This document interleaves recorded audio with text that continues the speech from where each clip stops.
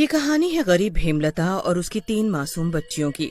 हेमलता अपने 3 बेटियों के साथ एक छोटे से गांव में रहती थी। कुछ दिनों पहले ही हेमलता के पति की नदी में डूबने की वजह से मौत हो गई थी, जिसकी वजह से हेमलता के सिर पर दुखों का पहाड़ टूट पड़ा था। एक रोज हेमलता की बड़ी बेटी पूर्वा अपनी माँ हेमलता से कहती है, माँ बहुत भूख लगी है, पिताजी के बाद से हमें पेट भर खाना तक नसीब नहीं हुआ। पूर्वा ऐसा बोल ही रही थी कि तभी दरवाजे पर खटखटाने की आवाज आती है। हेमलता दरवाजा खोलती है। लाला के हाथ में खाने पीने का काफी सामान होता है। वो पूर्वा को सामान पकड़ाता है और बोलता है, अरे मेरी प्यारी प्यारी बच्चियों, ये देखो मैं तुम सबके लिए खाना और फल लाया हूँ। तुम सब पेट भरकर खाना। अरे हेमलता, आखिर कब तक ऐसे अपनी बेटियों को भूखा रखोगी? अरे मैं तो कहता हूँ कि तुम मेरे साथ मेरे घर चलो, तुम्हें मैं रानी बनाकर रखूंगा और तुम्हारी तीनों बेटियों को पिता की कमी नहीं होने दूंगा। हेमलता गुस्से से बोलती है, लाला जरा अपनी उम्र का तो ख्याल क्या होता, और मेरे पति को मरे हुए कुछ दिन नहीं बीते कि तुम मुझ गरीब पर बुरी नजर डालने लगे। अरे अरे अरे अरे अरे मैं तो बस तीनों बच्चियों के लिए कह रहा था। अरे मेरे तो ना आगे कोई है ना पीछे कोई। तुम मेरे जीवन में आ जाओगी तो तुम्हें भी सहारा मिल जाएगा और मेरा भी भला हो जाएगा। लाला, आप मेरे बच्चों के लिए इतना सब खाना लाए, उसके लिए आपका धन्यवाद। अब आप यहाँ से जा सकते हैं। हेमलता की बात सुनकर लाला वहाँ से चला जाता है कि तभी आसमान में काले बादल छाने लगते हैं। माँ, लगता है बहुत जोर की बारिश होने वाली है, और जरा देखो तो हमारे छप्पड़ की छत भी टूटी हुई है। तुम चिंता न करो मेरी बच्चियों, सब ठीक हो जाएगा। मैं अभी जंगल जाकर लकड़ियों और बांस का इंतजाम करती हूँ, फिर हम मिलकर अपने छप्पड़ की छत ठीक करेंगे। तुम पीहू और छुटकी का ध्यान रखना।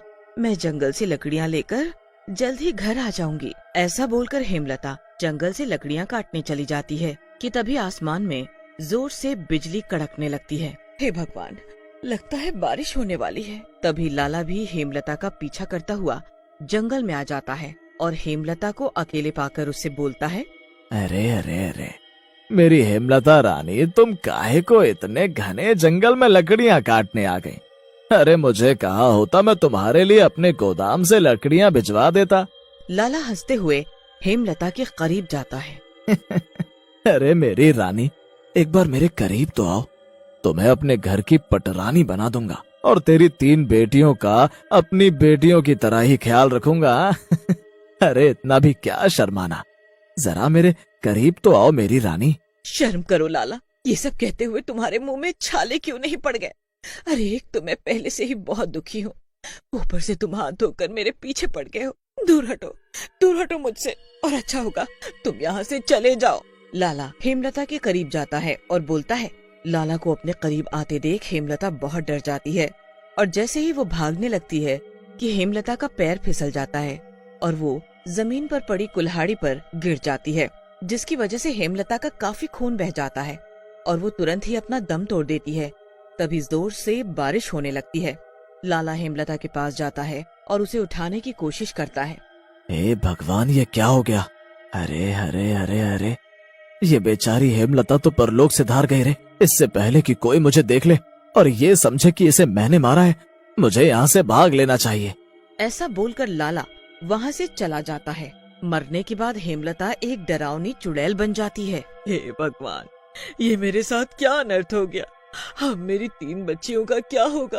वो घर पर मेरी राह देख रही होंगी।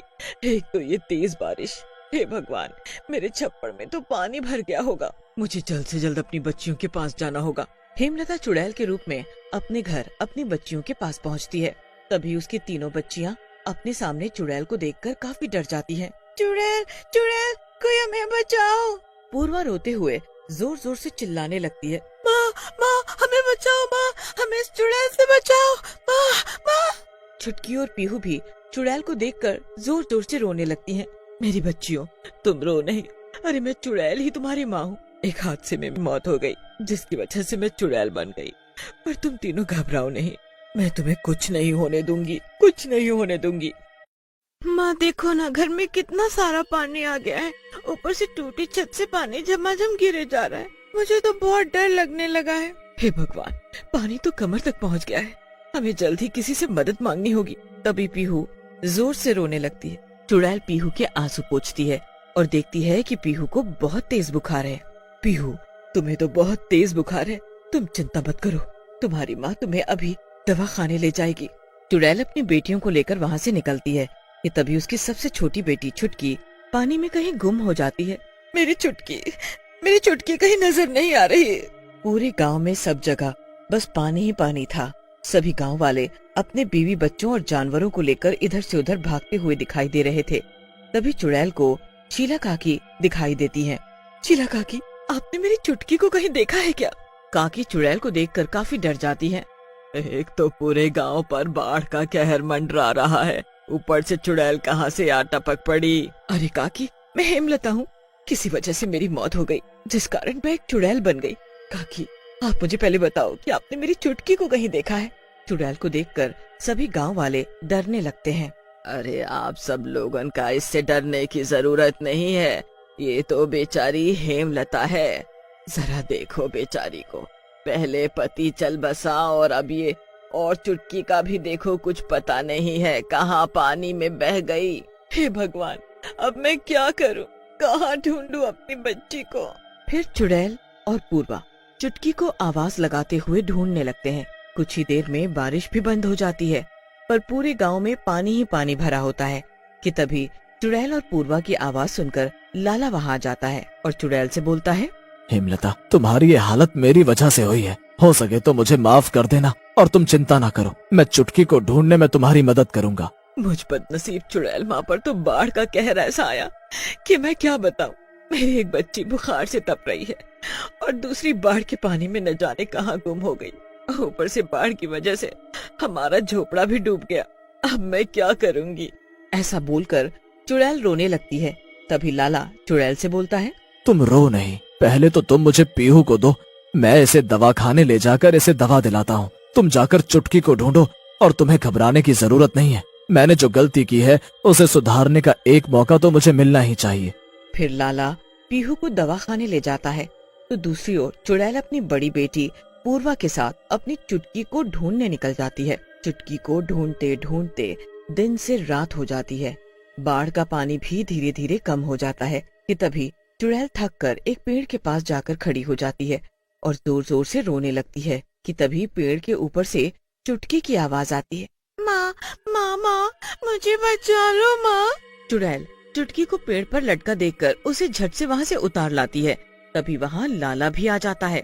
चलो अच्छा है कि चुटकी भी मिल गई और पीहू का बुखार भी अब ठीक है और धीरे धीरे बाढ़ का पानी भी कम होने लगा है। हेमलता, मैं माफी के काबिल तो नहीं हूँ, पर फिर भी हो सके तो मुझे माफ कर देना। मुझे तुम पर बुरी नजर नहीं डालनी चाहिए थी। मैं सच में अपने किए पर बहुत शर्मिंदा हूँ।